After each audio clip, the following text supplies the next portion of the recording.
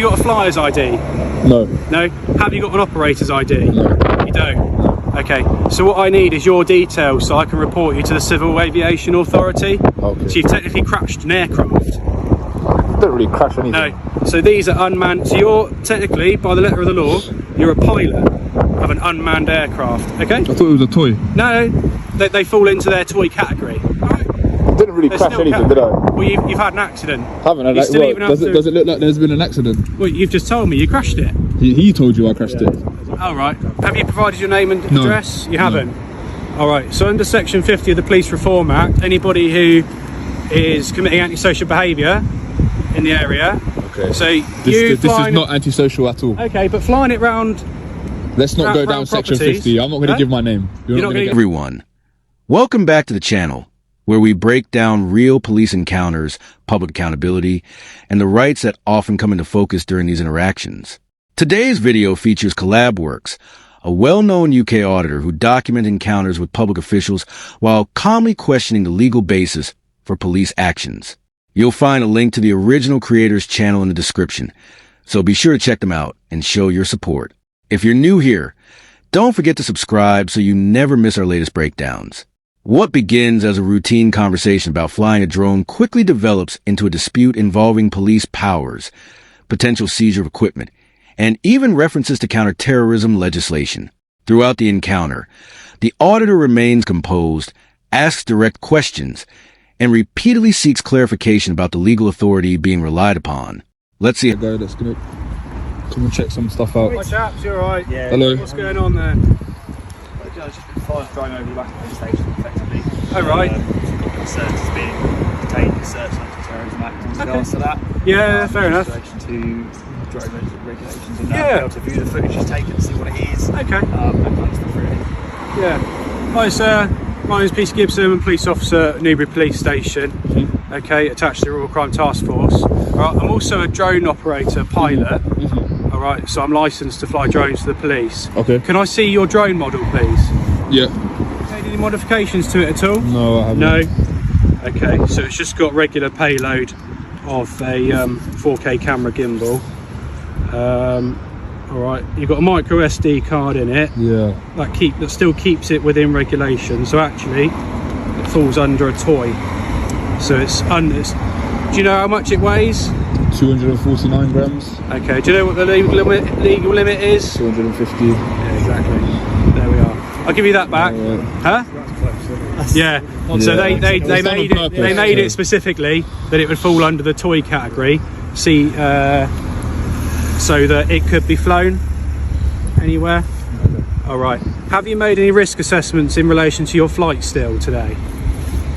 Any risk assessments? I mean, in the sense that, don't try and fly it too low, not near any residential area. Okay. Civilian, the citizens, or should I say? Yeah. So do you know how far away you have to be from people? 50 meters. How far away from buildings? So 30 meters. I'm not 100% sure. I'll be honest. I'm not 100% sure. Okay. Have you got any qualifications in relation to flying drones? No. No. Do you know that you have to have any for certain levels of drones? I think certain amount you do, but not for this one. But not for that one, no. Okay. You still have to. So where have you flown it today? Can you explain where you've flown it? Above the police station. Yeah. A little bit further. A little bit around here. Okay. And then just landed it down there. Yeah. All right. So. Yeah. You've hit a tree. Yeah. Okay. So if you've hit a tree, which tree did you hit? That one. That's the lamppost. So actually, that's quite reckless. So that's technically an air traffic collision. Is it? Okay. So are you registered with air traffic at all? No. The discussion appears to be a straightforward conversation about drone regulations. The officer asks about the drone's weight, camera, flight distance, qualifications, and previous flights before raising concerns about an earlier incident involving a tree. While the questions initially sound educational, the tone gradually shifts as the conversation moves from discussing technical rules to suggesting that the operator may have acted recklessly. Rather than becoming defensive, the auditor answers calmly and continues asking for clarification whenever the discussion moves beyond the established regulations. This part of the encounter highlights the importance of understanding the rules before operating a drone. Knowing the relevant regulations can help people distinguish between legitimate safety questions and broader assertions of authority. Would you have continued answering technical questions, or would you have asked the officer to explain the legal basis for the investigation? Okay, so what I need is your details so I can report you to the Civil Aviation Authority. Okay. So you've technically crashed an aircraft. Don't really crash anything. No, so these are unmanned, so you're technically, by the letter of the law, you're a pilot of an unmanned aircraft, okay? I thought it was a toy. No, they fall into their toy category. Didn't really crash anything, did I? Well, you've had an accident. Haven't had You that. still Well, even have does to- it look like there's been an accident? Well, you've just told me you crashed it. He told you I crashed it. Oh, right. What, Okay. me crashing the thing? Nah. So still under civil law, for the Civil Aviation Authority, your drone still has to have an operator's ID license attached to it. You said that's under civil law, is it? So civil law, yeah, Okay. because it's but they can still criminally prosecute you, Okay. okay, because it's a Civil Aviation Authority. So what you need to do is you need to go onto their website. You need to register. There's it's like a £9 fee you have to pay, Okay. and you need to print, so like a little plastic label, And then your stick it on, operator's yeah. ID, and what you do is it goes somewhere like there, Okay. the inside of your drone. I can do So that. that's if you crash it, or it's involved in any sort of offence, or if it has any sort of impact with an aircraft and it gets found in the debris, it means that you can be tracked down, Okay. All right. and that's part of the governance of allowing people to fly drones. Sure. All right, that's why they're not as restricted anymore. You have to have that operator's ID. You then also need to have a flyer's ID number with them. So operator's ID and flyer's Yeah, ID. so the operator ID is for the person that owns the drone, okay, and the flyer ID is for the person who's piloting the drone. Okay, so if you buy a drone and you allow me to fly it, I need to have a flyer's ID, and the drone I'm using has to have your operator's ID on it. So for mine, okay, I've got the Force's operator's ID on my drone, and I've got my own. Conversation continues. The officer's description of a situation begins to change. The discussion moves between different legal concepts, with references to drones as recreational devices, regulated aircraft, and possible civil or criminal concerns. The auditor notices those shifts and calmly asks for clarification rather than accepting each new characterization at face value. By focusing on specific legal authority instead of broad statements, he keeps the discussion grounded in facts rather than assumptions. Whether viewers agree with the officer or the auditor, this exchange demonstrates how important precise language can be when legal powers are being discussed.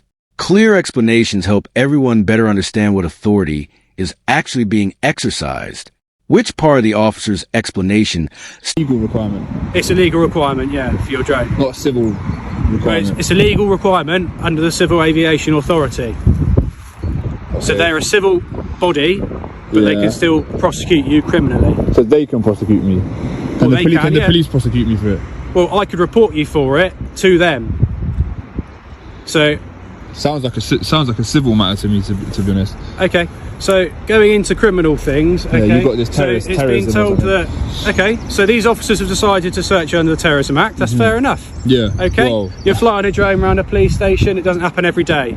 okay. We have to be suspicious, don't we? Yeah, I don't All think right. we do, but Well, we wouldn't be doing our jobs if so we weren't my suspicious, would we? interpretation of all this is that in regards to drones, it's a civil thing, no police jurisdiction. Well, so actually, terrorism is the only thing we you're, can discuss. you're letting me get. You're jumping the gun here, all right? Okay. Okay. So they've chosen that act to search you under.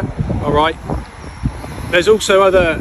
So, have you provided your name and No. address? You haven't. All right. So under Section 50 of the Police Reform Act, anybody who is committing antisocial behaviour in the area.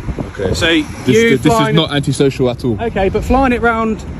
Let's not go Round down Section properties. 50. I'm not going to Huh? give my name. You're not going gonna to give get your my name? You might as well arrest me under Alright. Section 50 then. Okay, but then you've also had a near miss with a tree which could have landed on somebody's property causing damage. Didn't. I'd say that's quite reckless, really. Okay, it's also raining, it's quite windy. All right, it's probably too windy. If I check now, it's probably too windy to be flying. That's also quite reckless. Okay, you still don't have any jurisdiction.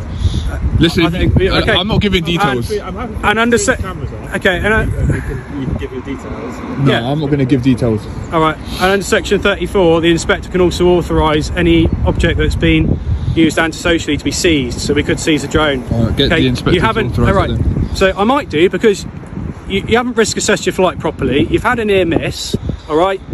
You also don't have the right operator's IDs. If I was You doing don't this have in a the garden, you flyer's wouldn't care about a ID. near miss. Is it? Right. You're just a little bit What hurt you're that doing I've is you're thrown out it in over the- public and then you're putting members of the public at risk by No, doing I'm that.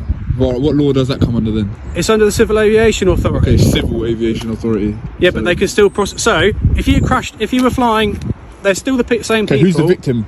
Sorry, Who's the victim of the my near public. miss? You put the public at risk. Okay, which specific member of the So public? or even a jumbo jet over the top of us. Okay, if they have an if they crash or a near miss, they still get investigated by the Civil Aviation So what's happening? Authority. Am I still detained under terrorism act? It's been like 45 minutes. This is up to those officers at the moment.